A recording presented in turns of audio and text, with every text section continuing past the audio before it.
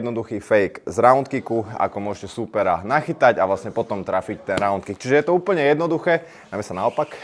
Čiže je to úplne jednoduché, keď on mi blokuje mi moje round kicky, tak ja čo spravím je, že naznačím jeden round kick, to naznačenie musíme spraviť tak, ako keby som spravil prvú polku alebo tretinu toho pohybu.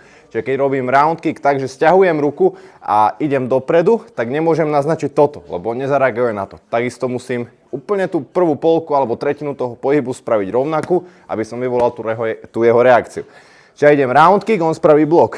Teraz idem naznačím a potom môžem buď zadnú alebo zase round kick, to už je jedno, čo pôjdem po tom naznačení, ale v podstate ten môj fake musí byť prvá polka alebo tretina toho pohybu úplne taká istá, jak tá technika, aby on reagoval na to tak, ako chcem. A toto platí vo všetkých fejkoch, či už sú to round kicky, háky, kolena, to je úplne jedno, čo budete robiť. Tie fejky musíte robiť takto.